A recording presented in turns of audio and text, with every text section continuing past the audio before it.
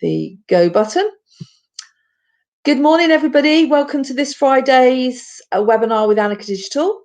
It's a beautiful Friday morning. It's myself today, Anne Stanley, hosting Holly Kelly. Holly's going to be talking about remarketing, a beginner's guide to remarketing across various different channels. We're going to start off with a couple of polls, and we're just going to, I'm going to read them out so that everybody that comes and gets the recording later on in the day will understand what I've been talking about.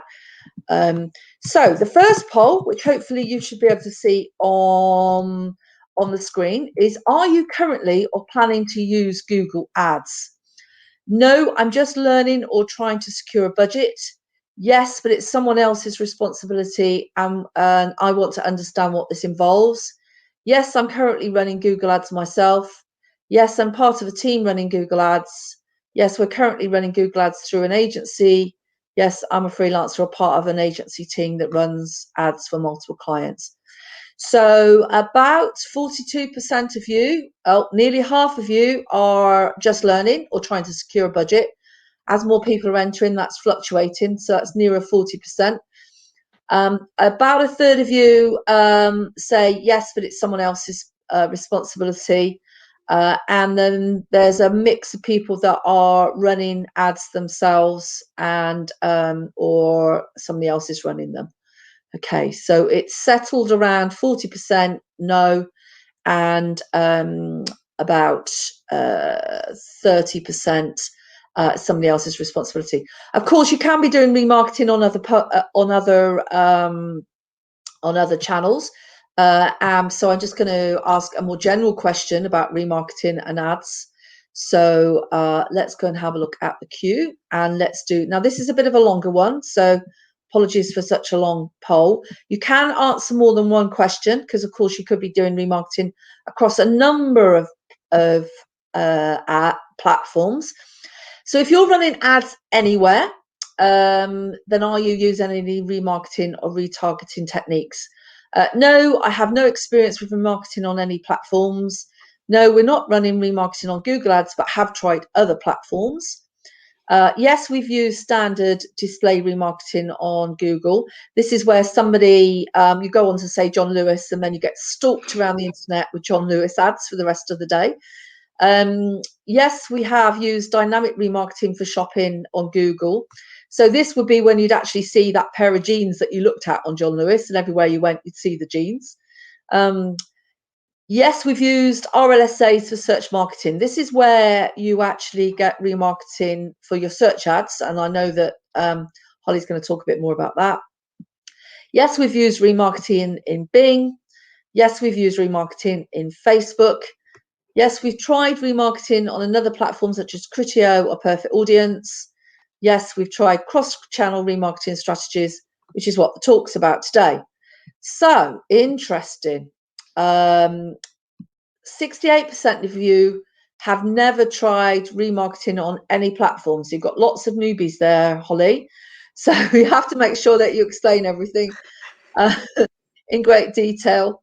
And the other ones, a few people have tried it on other platforms. About 10% have tried standard display remarketing. A few people, only 5% have let me get my words out, have tried remarketing for search.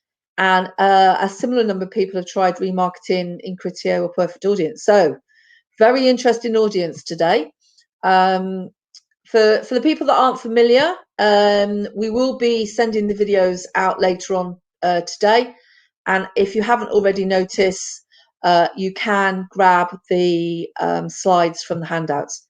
So without further ado, I'm going to pass over to Holly. At the end, I'm going to be promoting and giving you lots of other useful information, including a prize draw and information about the next week's webinar and a survey, etc. So over to you, Holly. I'm going to disappear and I'll come back about 5 to 10. Cool. Thanks, Anne. Hi everyone, morning. Hope you're all doing well today. So yeah, as Anne said, my talk today is all about remarketing. It's really kind of a beginner's introduction, looking at kind of the different channels that you can use remarketing over. So first, before we get started, just a little bit about me. So I've been with Annika for 6 years now. And I sit within the paid media team. Predominantly, my background is in paid search, so all the Google Ads side of things. But around kind of 2 years ago, I started to branch out into the paid social side as well. So, and that's what my talk is going to be about, kind of bringing those two channels together and how you can kind of use remarketing to kind of pair it up and really get the most out of your activity. Outside of work, a lot of my time spent with my niece and nephew. Obviously, a lot of virtual time now as well, but hopefully not for too much longer. And I've also, well, tried to start a bit of a health and fitness journey. So I'm just getting into kind of working out, and a very keen cook, bit of a foodie. In terms of Annika, just some quick examples of kind of the brands that we work with. So it's a big range between kind of B2B, B2C, lead gen and e-commerce. And the remarketing strategies I'm going to look at today is kind of applicable across all kind of industries. So there's something kind of for everybody as well. So to start us off, just looking really quickly at exactly what is remarketing. So when you hear about remarketing, you might hear it interchange between remarketing and retargeting. It depends kind of who you speak to, which platform you're in, but essentially the two terms, they can be used interchangeably and they mean the same thing. So, in terms of what exactly it means, retargeting or remarketing can be defined as the process of re engaging and delivering personalized ads to users who have previously interacted with your brand. So, an interaction could be various different things, and we'll dip into those later. But it's things like they might have been to your website, they might be on one of your email lists. They might have engaged with one of your social channels. So there's quite a broad range of different people that you can retarget to, depending on how they've interacted with your business. In terms of the principles of remarketing, so as I say, it's a process of and concept of engaging with people who've kind of engaged with your brand and business in some kind of way. And the actions that these users take, whether it is going to your website, whether it is liking your Facebook page, they're tracked, and these users are dropped into what we call audience lists. So the audience lists are lists that you define based on certain criteria.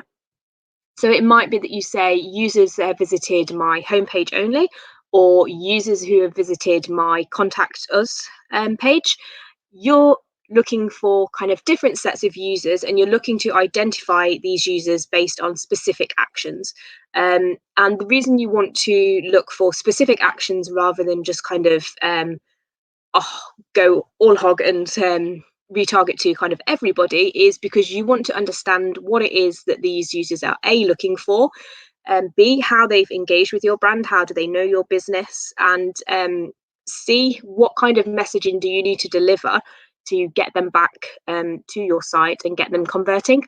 And depending on how they've engaged with your brand, it's going to vary because someone who has kind of engaged with one of your posts on Facebook, they might never have been to your website. So they're at a completely different stage of the funnel to somebody that has been to your add to cart page.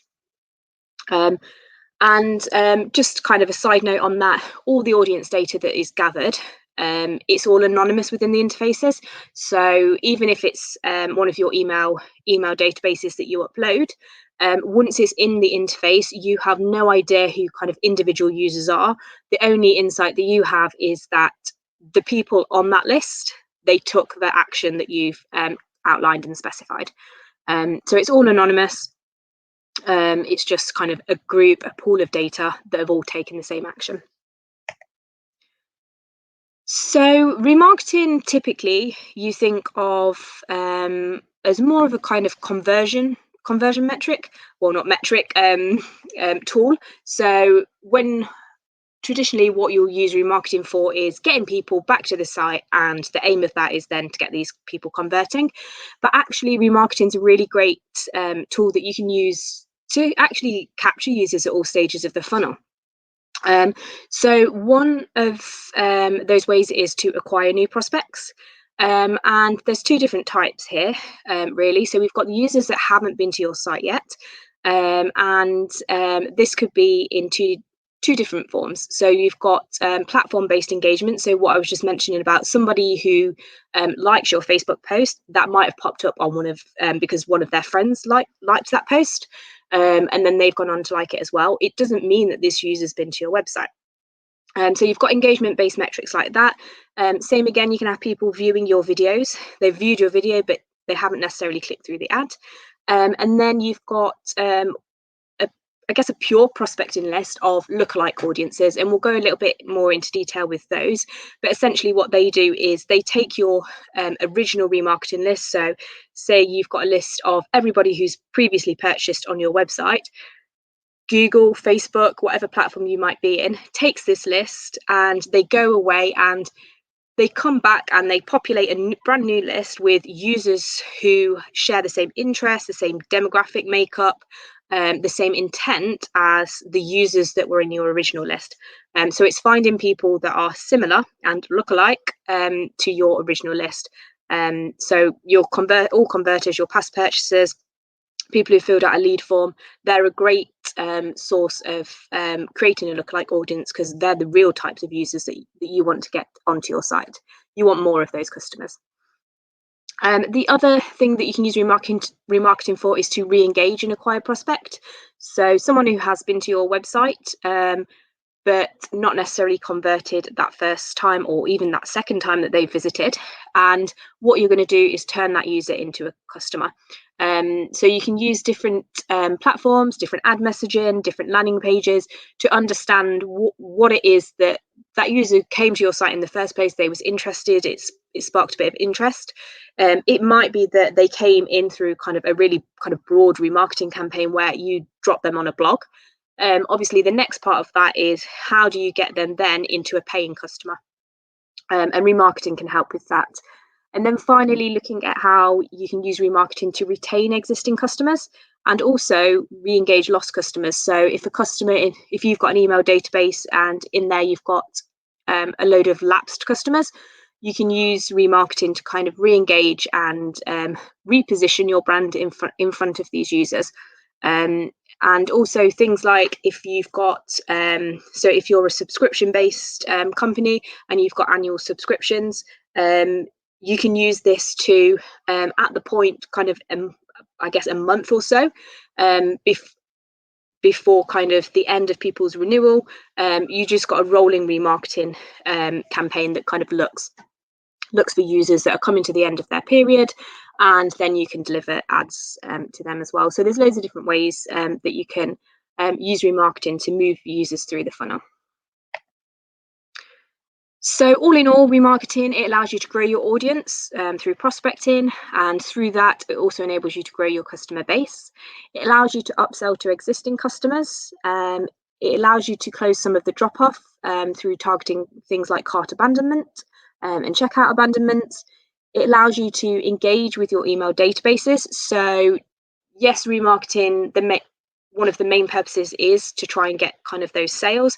But with your email databases, you can also use it if you've got kind of certain activity going on. So like Annika at the moment, we're running a survey. So if we've got a really big email kind of database, we can use that to reach out and engage with this audience and kind of ask them to kind of partake. So there's different ways. It doesn't always have to be kind of a straight up sale or a straight up lead. It could be something to your benefit as well. And then the final one, it helps you to grow your email databases. So if you're running activity that is going to either end in kind of a purchase, a lead capture, a newsletter sign up, anything like that, that allows you to kind of really grow your email database as well, and just expands your kind of remarketing capabilities further. So in terms of how it works, at the moment, there's three main ways. So there's cookie-based tracking. So this is a snippet of code that drops onto kind of every user if they accept your terms when they visit your website. So the user visits a website, a cookie drops, and then what you can do with that cookie is essentially call on it later to say, if this cookie is on this user's device, then I'm going to kind of use that and remarket to those. So the cookie-based tracking is all about website visitors and on-site actions. There is kind of changes that are kind of happening and coming with this. It's all playing kind of out at the moment. So it might be, you know, in the next 12 months, this looks very, very, very different, and people are going for kind of more cookieless tracking solutions. But that's going a bit more techie for today's talk. And then the second one is in-platform interactions. So these are users who are not leaving kind of the platform that they're in. They are interacting with you though. So this is things like people viewing your videos, page engagements. So it could be on Pinterest, someone pinning one of your pins. It could be someone kind of liking, sharing your posts or your page on Facebook or Instagram. And then the final one is custom data uploads. So this is the data that you own. So this is email data, and most of the platforms allow you to upload some form of this. And as I say, once it goes into the platform, it's all hashed and kind of encrypted, so you can't see the individual email addresses or anything to pick out. But with this, you can break this down into kind of different segments of, you know, it might be that you've got newsletter signups, it might be that you've got different levels of subscription. So you might have enterprise, you might have basic. So you can segment it up. It doesn't have to be one full list. There are some limitations in terms of you need a certain volume of users in that list. So usually really it's at least 1,000 to get kind of a good match. Well, you need 1,000 matched, so you need kind of 5,000 minimum really to get kind of a good match rate to get to that 1,000. So moving on to part 2, this is looking at now who exactly we can target. So across the different platforms, there's some basic kind of audience types. They range from the likes of visitors to your website, like I say, people who engage and follow your social channels, people who are viewing specific products or category pages, people in kind of one of your email databases. And they really break down into three kind of sets. So we've got our website visitors, and the list you're kind of looking at when you're thinking about website visitors is it can be things like people who visited specific pages. So if you've got specific products that you want to pull out, or you know, people who are visiting a demo page, people who are visiting a contact form page, anything like that.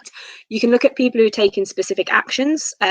So this can range quite a bit. So it could be a simple action like they played one of your videos on the website, or they downloaded one of your white papers, or read a blog, to kind of the more kind of tangible ones of kind of someone that added to a cart, or someone that started the checkout but didn't finish. So you can look at different stages of kind of the user's journey and remarket to them based on kind of where they are.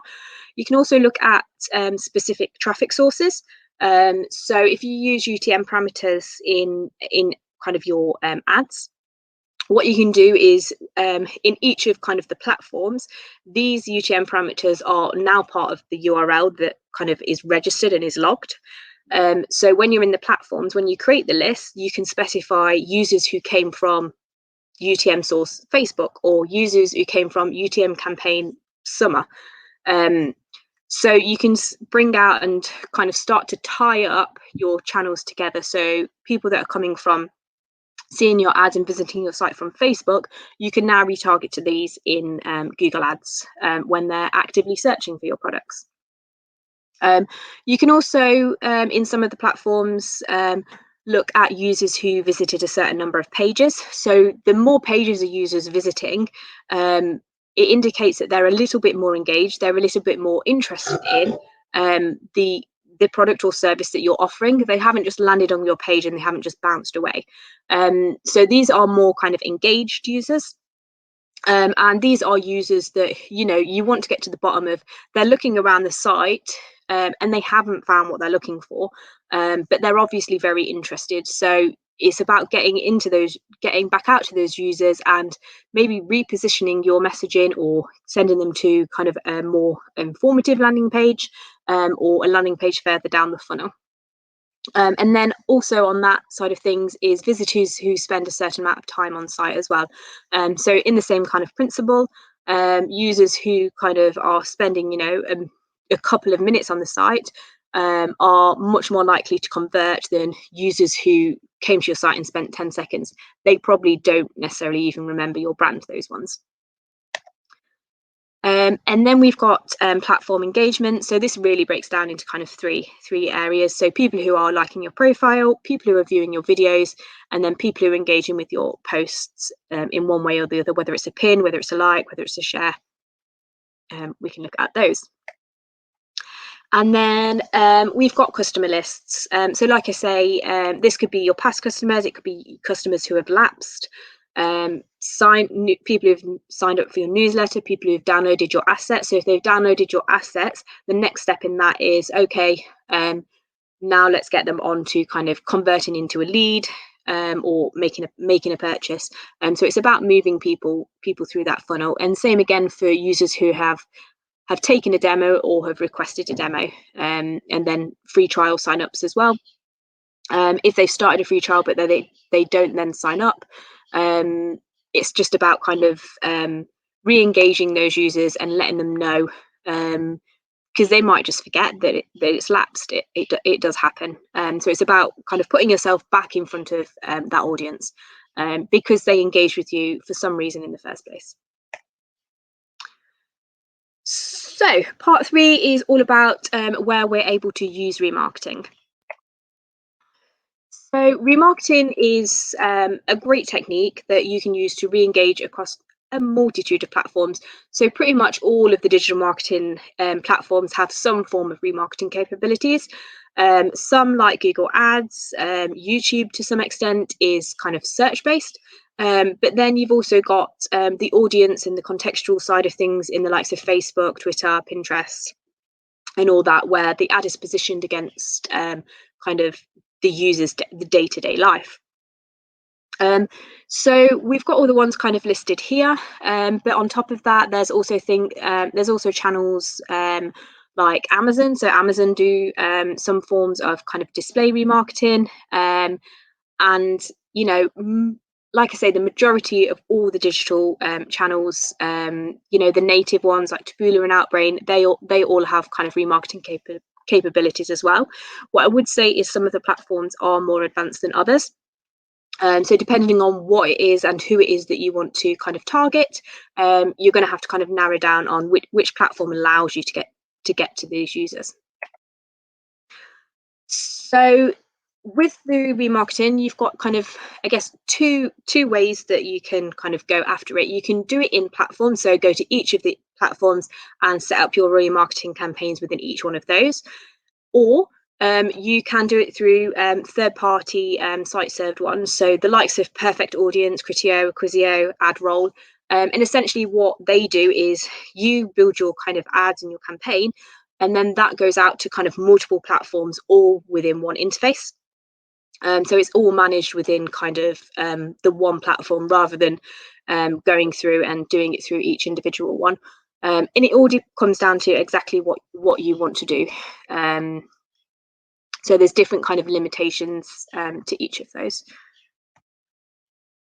So in terms of the audience capabilities within the platform, just a quick matrix here for kind of the top platforms. The main one to point out is Twitter doesn't allow you to kind of prospect new users, so they don't have that functionality at the moment. But pretty much all the others is available across kind of all of the platforms.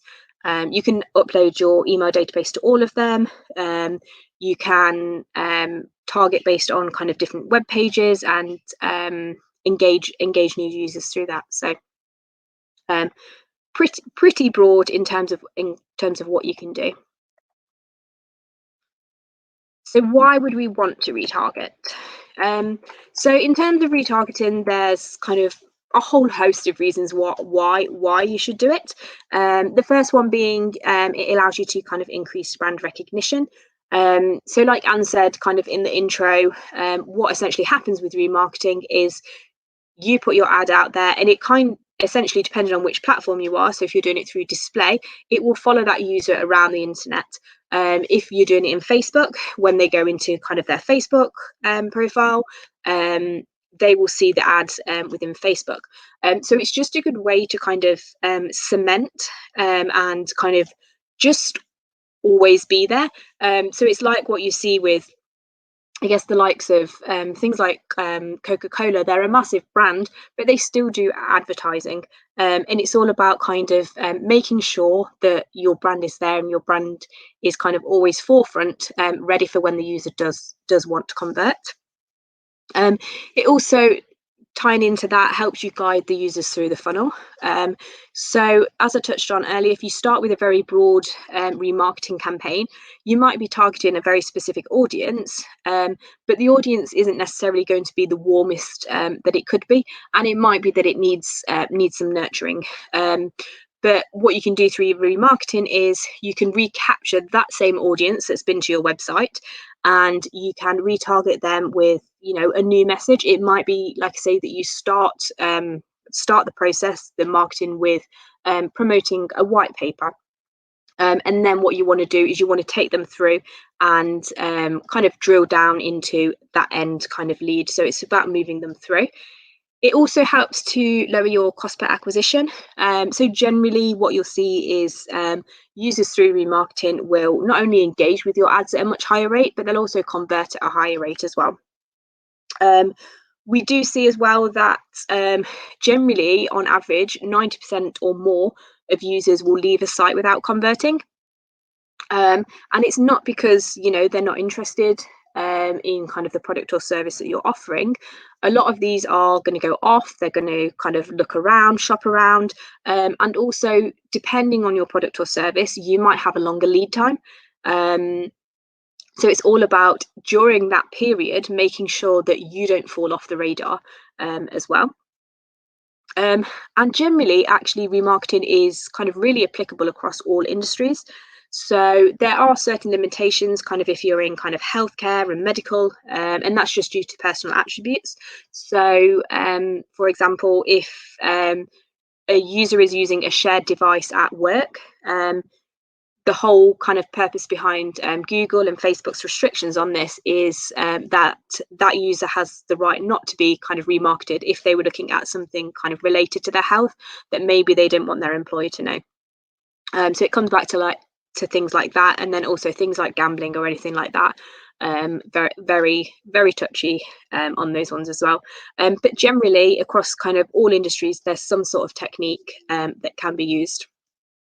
And then the final one is just a great way to increase retention and sales. So like I say, if you're segmenting your email database, you can target users in specific brackets. So if they're up for renewal, if they've lapsed, and it's a way to kind of get them back and get them re-engaged with your product or service.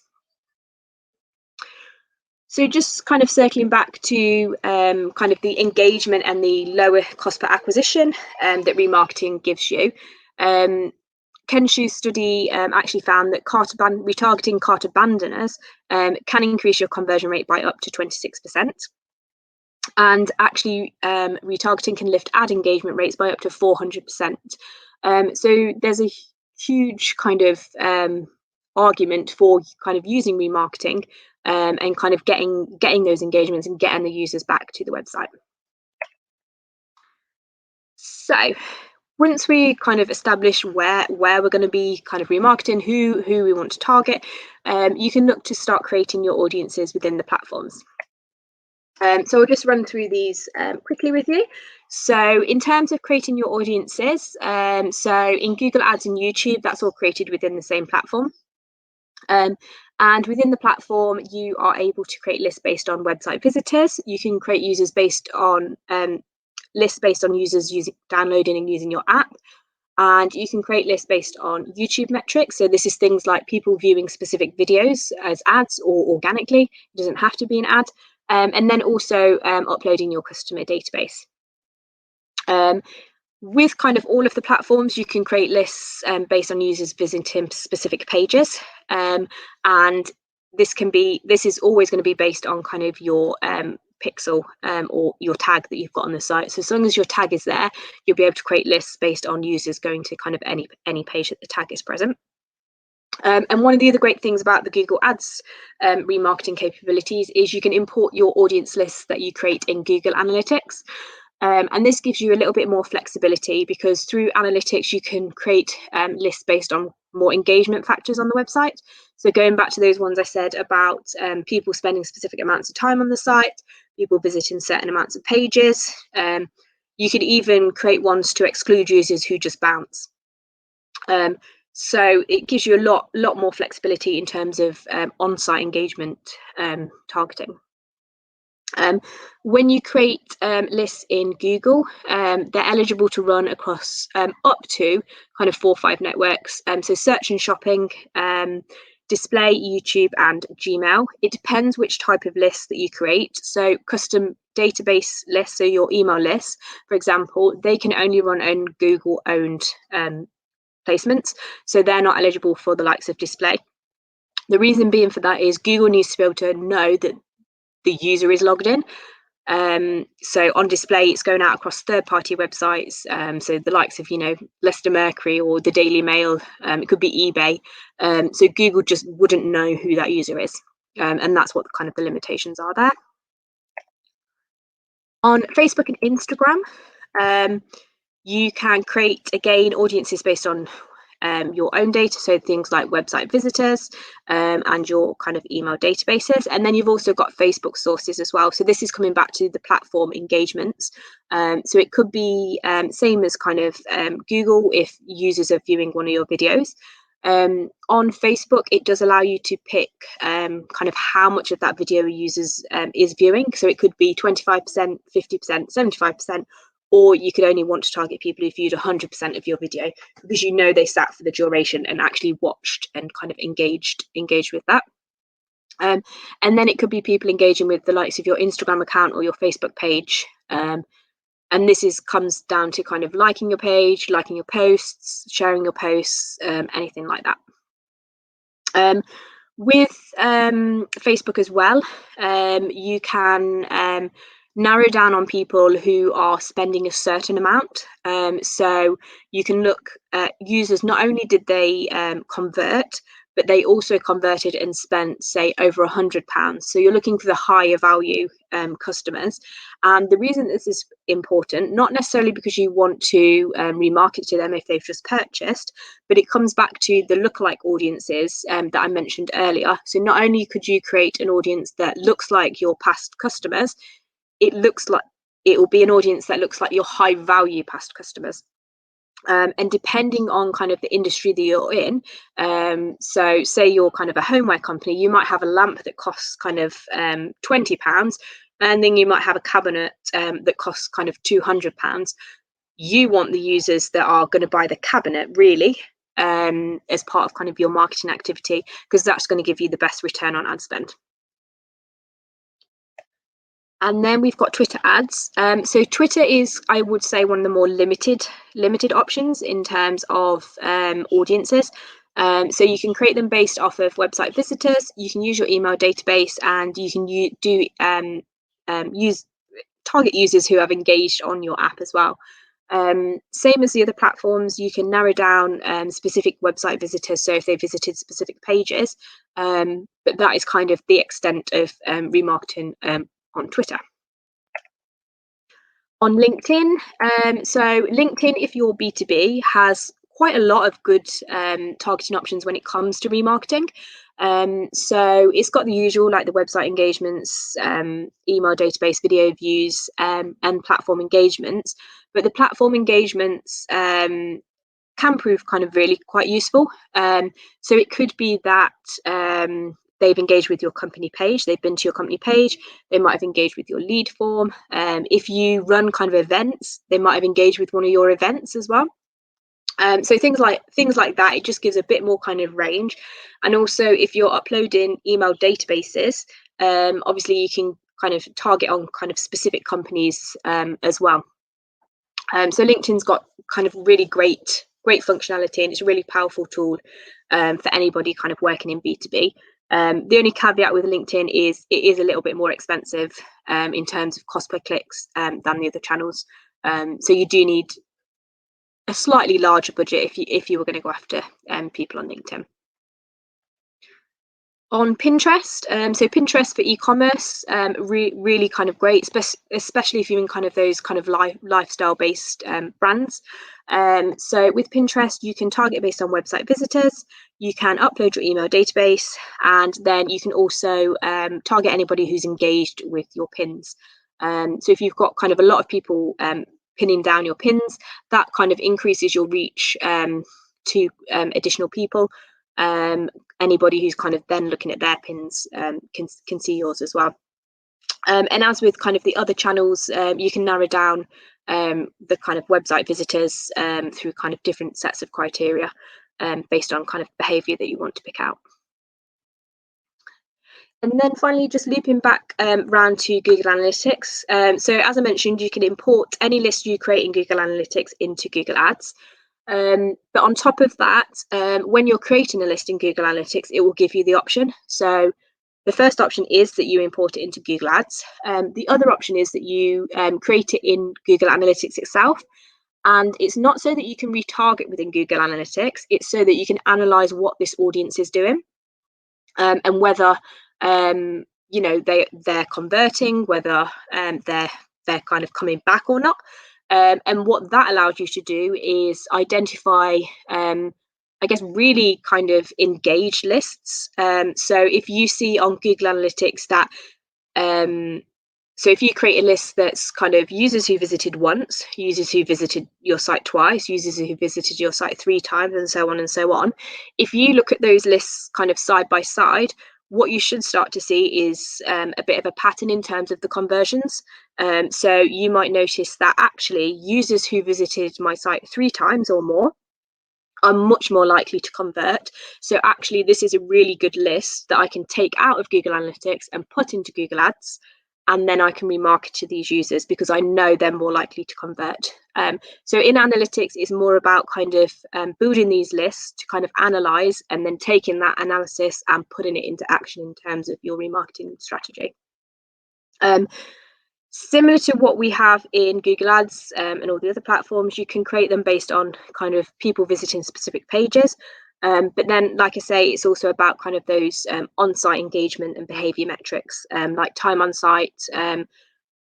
You can use campaign source specifically. Like I say, you can use it in other channels if you've got UTMs, but if you're not using UTMs, you can use it, the default channel sources in here as well.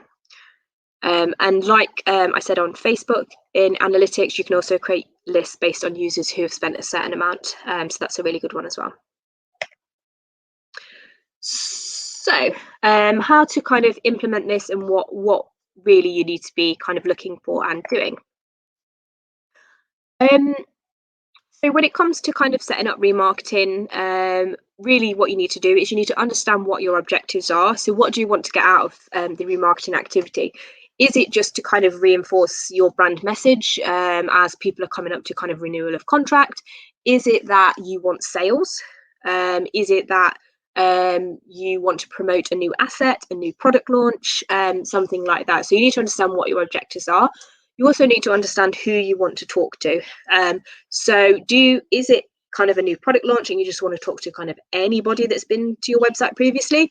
Or do you only want to send that out to people who have purchased previously because they're more likely to convert? And also you need to understand what you're going to say. If they've already been to your website, you need to kind of hone in on potentially what were they missing that made them not convert in the first place? Do you need to re-emphasize that it's free delivery? Do you need to offer a free delivery code if you don't already do free delivery? So there's different kind of ways that you can get users back and kind of alter your message to reposition yourselves to them. You also, when you set up your campaigns, there's some considerations to make. So excluding things like we call bad content. So this is content that you wouldn't want your brand to appear against. So it could be political, it could be religious, it could be sexual, profanity, anything like that.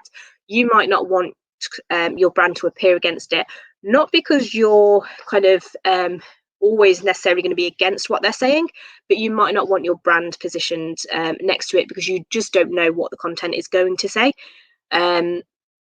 You can segment your campaigns, and it's always recommended to segment your campaigns based on what your objectives are. So don't just have one remarketing campaign, have a remarketing campaign at least for each of your objectives, if not kind of each of your lists. But one thing to keep in mind with remarketing is it's not always going to be the last touch point. Just because we talk about it as kind of a way to kind of re-engage and get users back to the site for conversions, it doesn't always mean that that campaign will be the last point of contact. It might be that they then go away and they search for you again, or they might go direct to your website, because even with remarketing in the likes of, Facebook or YouTube, it might not be at that very moment that the user wants to click, but it might be the trigger that gets them to then come back to your website. In terms of kind of segmenting your audience, try and exclude kind of low quality users or low quality traffic. So like I say, in Google Analytics, you can create lists based off of users who have bounced.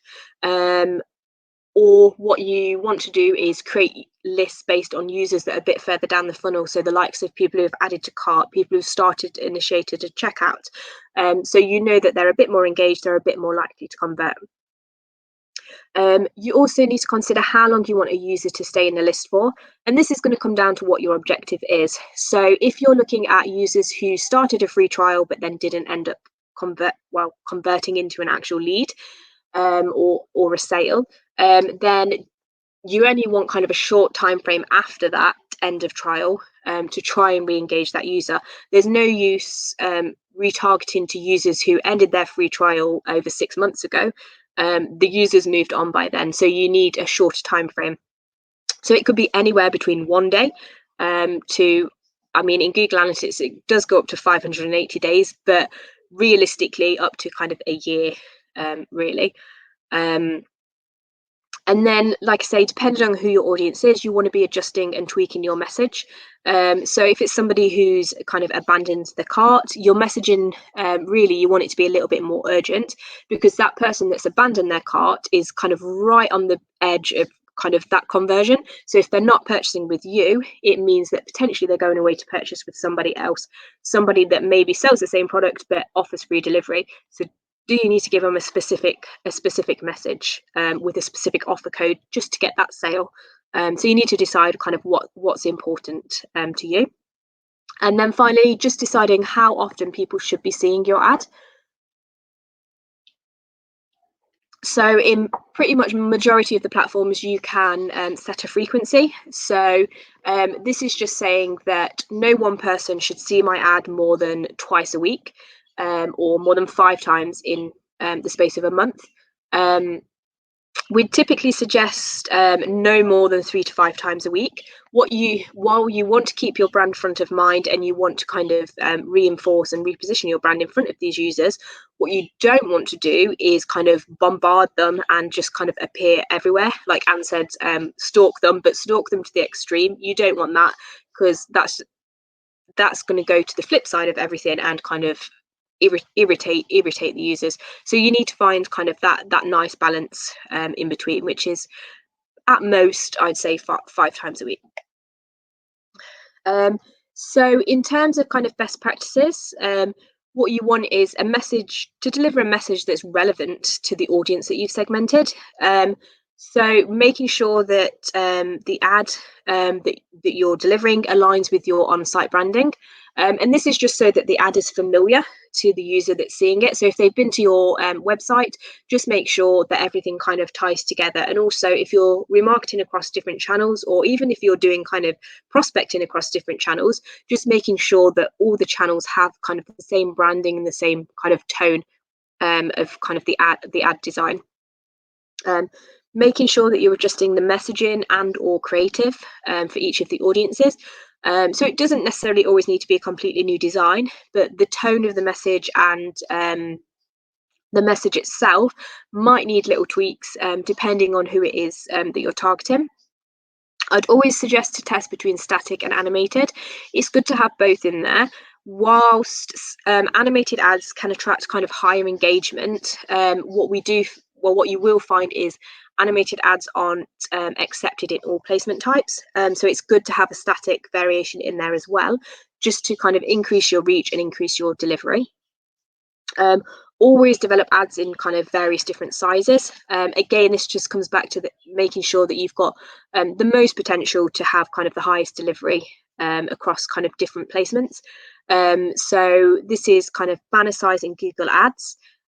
So you've got kind of leaderboard, skyscraper, rectangular, anything like that. But then also in the social channels, so in kind of Facebook and Instagram, for example, making sure you've got one that's appropriate for the newsfeed, but also a different variation that's appropriate for stories that's in the vertical format. So just tailoring your ad copy and your ad design based on those. Always, where you can, incorporate a call to action. Just let the user know exactly what you want to do. And this is really particularly important if you're in the likes of YouTube or Google Display, where you don't have the supporting ad body and ad text to go with it. And then test different messaging depending on the list duration. So if you're targeting kind of based on kind of a 1 day or a 7 day or a 14 day, that message really is going to be very different to if the user engaged with you kind of 3 months ago. And maybe you're trying to upsell a new product if you're kind of sell kind of multiple items.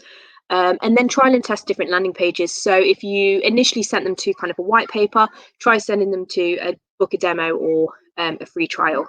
So there's different kind of ways. Or if you did it the other way around, maybe try a softer sell to get them in and get their email if you're getting them to download a white paper. When you're running across platforms, as I touched on earlier, you can utilize UTM parameters from your other campaign activity. So if you've got UTMs in your ads, you can call on these parameters when you're creating website audience lists. And what this means is when you're in Google Ads, for example, and you are remarketing to a Facebook audience list, you know exactly who that user is because you've built that audience within Facebook. It might be a lookalike audience. It might be users who have engaged with your Facebook page. Depending on who that original prospecting audience is, you know who they are in, you now know who they are in Google, and you can speak to them with a specific message. And then you can use custom landing pages for your activity. And from this, you can also create audience lists, because if you know that only your Google Ads traffic campaign is sending traffic to this specific landing page, then in Facebook, if you call on that page, then you know where that traffic came from originally. And just circling back to kind of the prospecting side of things. So like I say, you can use your original audiences in Google, Facebook, Pinterest, and LinkedIn to create new prospecting audiences. And these are going to be built based on kind of the demographics, interests, intent of that original list. So depending on which platform you're in, they're going to come across as a different name. It could be lookalike, could be similar audience, act-alike, but they're all essentially the same thing. It just depends kind of where you are, but they all do the same thing, and they're all really great. The key with this is finding the audience list that you most want to kind of narrow in on. So you don't really want to be finding a lookalike to all website visitors, because that's really quite broad. The only reason you'd maybe want to do that is if you want to go on a really kind of broad, wide reach campaign, because that's going to give you kind of the biggest audience size.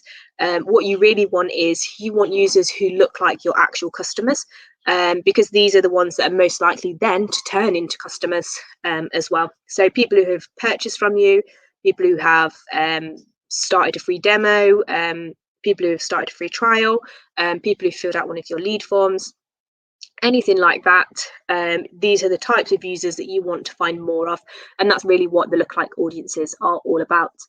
And there's just a couple of examples kind of from B2B and B2C e-commerce, just looking at kind of the difference in kind of the engagement and purchase rates that we see. So generally, obviously remarketing's got kind of the highest purchase rate, but following that, actually a lookalike audience is kind of second in there, as opposed to kind of just straight up interest audiences.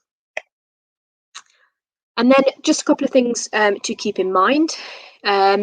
Just make sure you're subtle. So don't all out say kind of, I'm stalking you, I'm following you, I know you've been to my website. Whilst, cart abandonment, you can get a little bit closer to that. But studies do show that, 80% of users have concerns about their privacy. So it's all about being kind of subtle and discreet with it. But also getting, your message across at the same time. And then one of the other things, even if you're not planning to use lists straight away, it can be in your benefit to have them created in the background. That way they're just kind of populating.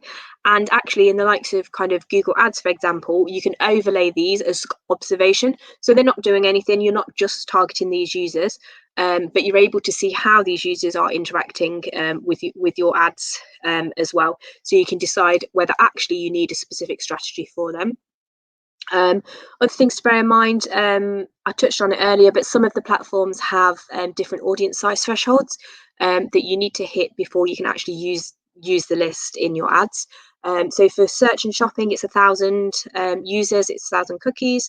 For Google Display, it's 150, Facebook 100, Twitter 100, and LinkedIn 300. So it's quite a varied. Search and shopping, obviously the highest, but what I would say, the more users that you've got in the list, the better, because the cheaper it's going to make your cost per 1,000 impressions, or your CPCs, because you've not got such a narrow specific audience that gives the platform only the option to target kind of this 100 people. The broader your audience, the lower your cost is going to be. And then, like I touched on earlier, there's always ever-growing changes when it comes to how you can kind of remarket and who you're going to be able to remarket to around kind of cookie collection. You might have seen kind of all the changes with kind of iOS and kind of cookies on iOS 14. So platforms and third-party providers are working on cookie list tracking, and this is just to kind of future-proof remarketing. So a lot of this will start kind of rolling out over some of it started over the next 12 months. You can expect to see it increase. So in terms of kind of strategies, this is just kind of touching back on what we've kind of been through. So you could use a single channel. So if the user comes to you through search, they visit your website, when they're back in YouTube and watching a video, you can deliver an ad that's relevant to the site, the page that the user's been visiting, and then they come back to your site and purchase. So it's just really looking at kind of the path to conversion. But again, they could be a lot more complex. So they might view one of your videos, but the user doesn't click on your ad. The user goes away, they view other websites. When they return to Facebook, again, because they viewed the video only in Facebook, you can retarget to them, knowing that they viewed a specific video, and then hopefully that time they'll click through to the website.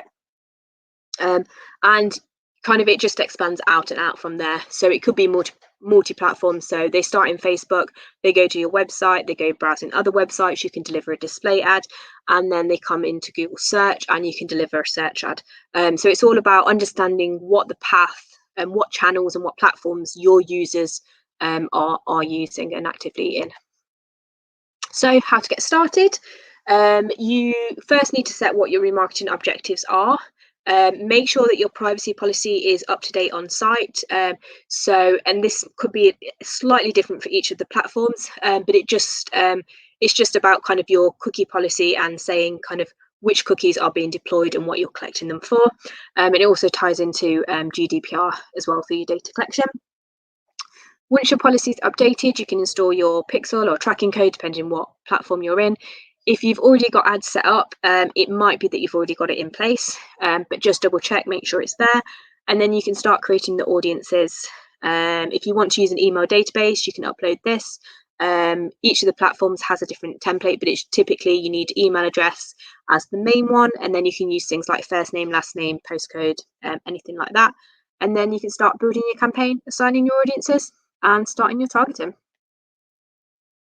Thank you very much. Excellent. We've got quite a lot of questions. I'm just going to bring up, if you want to go and have a look at the questions, Yeah. Holly, I'll bring up a couple of the offers and then we can answer the questions together if that's okay. Mm-hmm. So the first thing I wanted to do was thank Holly very, very much for the presentation. There was a few people that didn't understand what UTM code was, so I've explained that in the text, but that's the tracking that you actually add to the link. What we can do is we can perhaps put the link from the Annika site where there's a little tool where you can create UTM code. So maybe if Holly can do that while we're waiting. I'll just bring up some of the offers. So the first thing is we have got our survey. Now, it's literally only a couple of days left to fill this in. There is a prize draw on Monday, so we need the results in as soon as possible. And I'm also going to, well, Annika's also going to pay for every additional survey that gets completed today an additional £5. So what we've been doing since the conference a week ago, we've been paying an extra £5 towards our charity, which is Charity Link. We've already raised about £800 last week, and so everything else that happens today will be great. But if you could fill in this this survey, it only takes about 10 minutes, and there's also you'll get a copy of the results. It's all about budgets and how things have changed, what channels you're focusing on. Really, really helpful, particularly if you've got a marketing team. If you're just a freelancer, it's probably not quite so relevant. But it'd be great if you can do that. We've also got a little bit of an ad for the people that are missed out from last week. So if any of you want to have a look, you can go onto the resource center and get all the slides and videos from last week. We've also got a link to next week's webinar, which I've got a slide for. So next week's webinar is a practical guide to becoming a Google Ads Optimizing Superhero. So if you're interested in remarketing, you'll definitely be interested in this one. This is Jordan. So if you click on this link, you will be able to register. You will get an email on Monday anyway. So definitely have a look at that. And then the final thing I wanted to show you was we are doing our DMI course in April. This is a paid course. But it's I'm not sure if the dates are right on this. Yeah, sorry, I've just realized I haven't updated it, but our new one is starting the first week in April, just after Easter, so that should say starting in April. And there's a discount off of that, and that leads to it's 12 days. It's a hybrid course, so you can either come to our training rooms in Leicester or come in virtually, and all the team from Annika will be doing a single day. I do the first day, which is the introduction. Okay, now let me just so please do fill in the survey. As I said, that would be brilliant. There's a picture of Jordan. Oops, we're back at the beginning. So let's have a look at these questions then. So we will be sending the videos out. Thank you, Martin. Yeah, £800. It's been good. I should put in the Just Giving link while Holly, do you want to start answering some of these questions? I'll go and find the links. So can you read? So if anonymous, how can you track success? What do you understand what that means? Yeah, so when I say anonymous, essentially what I mean is you can't identify a specific user. So you couldn't say Anne has been to my website and Anne has added a basket to the cart. What you can say is a user has been to my website and a user has added something to my cart. So all the tracking stays in place as it would for kind of your other campaigns. So it's all about kind of code and cookies again.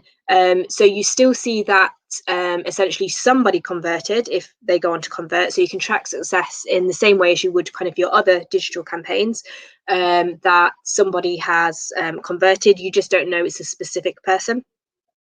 If that answers the question, hopefully. Yeah. Ruth's next. Can you give an example of different messages and content you might use depends on whether the customer's in the initial brand awareness acquisition stage?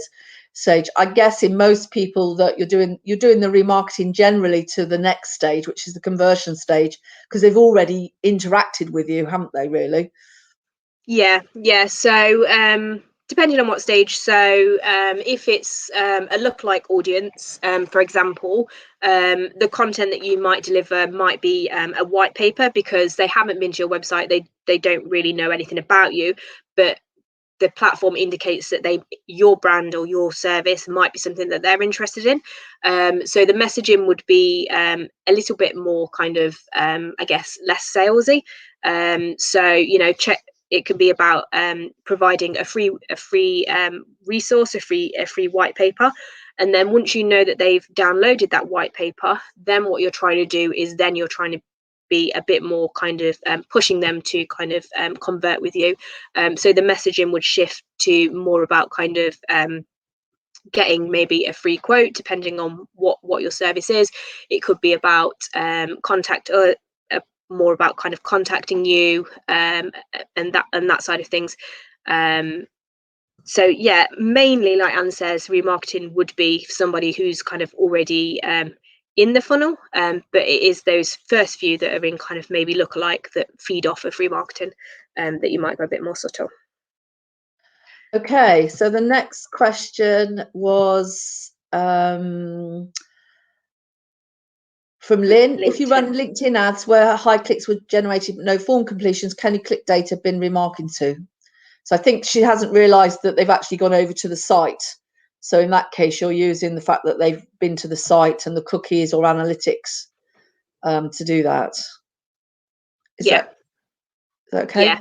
So long as they've been to the site, like you say, with the click data, and there's enough of the clicks, then yes, you could remarket. So Ismay is asking a much more complex question about the channels. I think that one's little bit more interesting because, please go ahead and answer that. But sometimes we remarket to people in Facebook because it's cheaper. Because if it's very expensive in LinkedIn, you might not want to spend the money on remarketing. But do you want to go into that one in a little bit more detail? Yeah, sure. So generally, I guess yes. That usually what you do is if you identify kind of where your audience is. So if you know your audience is in where is yours coming from? Facebook. So if you know all your audience is majority of it's coming through Facebook, then I would prioritize Facebook and get kind of the remarketing set up there because you know you're going to get better engagements, you're going to get better click-throughs. But what you also, I guess, with remarketing, the other side of that is the only way your ad is going to get delivered or your ad is going to get seen is if your user is there. So I would also test other channels, prioritize Facebook, but test the likes of RSAs in search, so search ads specifically just for your remarketing audience, because if they're out there searching for your product or your service, then you want to make sure your ad is there. So yeah, prioritize Facebook, but also test and explore the other channels as well. Okay, so Lynn's asked about there was another question right at the beginning which I might have missed, about the fact that if you've got somebody that's unsubscribed from your email list. I answered that one. That's in my answers. Yeah, well, it's all the same sort of stuff regarding privacy policy and regarding pixels as well, isn't it, really? It's all to do with GDPR. So the original question was about if somebody's unsubscribed, they've unsubscribed from your email list, you could potentially be remarketing, you could be marketing to them anyway, because they could be in one of your audience lists. But you don't really want to waste money on somebody that doesn't want to hear from you, I guess. But did you want to say anything about the privacy policy and legal statements and things? So So it all depends on kind of the different channels. So so when you go to kind of implement your remarketing tags, there's information kind of where you click out the statements that you need to put. So for Google Analytics, it's just about that third-party cookies are in place, and that you use them to kind of deliver personalized ads, gather kind of insights on the website. So it depends on kind of the platform. Privacy policy, that's a bit more kind of I guess on like you say, kind of the legal front, and that's more to do with kind of your website as a whole, and how you kind of handle your data. Yeah, I mean, we're not going to give you any legal advice because we would always check it with a solicitor ourselves. So I'm guessing it's just a matter of making sure that somebody's gone and looked it up somewhere and gone to speak to a solicitor. There is a question I'm not sure I've answered, Martin. I can't see anything in here. Am I the only one? So I'm not sure what that. It might be that some of them have been answered, or you need to scroll. I'm not sure if we've answered that. I'm not sure whether Martin's still in the audience. We've been trying to answer the questions live because, as Holly said, if you actually answer it, it disappears. So we've tended to answer them as we've gone along. I know quite a few people have had to disappear. This does happen at 10 o'clock. Lots of people have got another call. We will be sending the video round later with all the recordings. But I'd just like to thank Holly again. Thank you so much for that, Holly. And thanks for all the lovely comments. There's been lots of great comments. And if any of you, got anything else, Holly, if you want to quickly put your email in the chat, you can ask us a question. And just for me to say thank you, have a great weekend, and we'll see you next Friday. And you can see above, it's Jordan, who is a self-proclaimed superhero in optimization. I do disagree. I think I'm probably the best optimizer. I'm absolutely ruthless at optimizing, and it's nice to see that I've got Prodigy who's trying to claim my throne. So we'll see how it gets on. Excellent. Thanks very much, guys. We'll Thanks, speak everyone. to you next week. Bye. Bye-bye. Bye.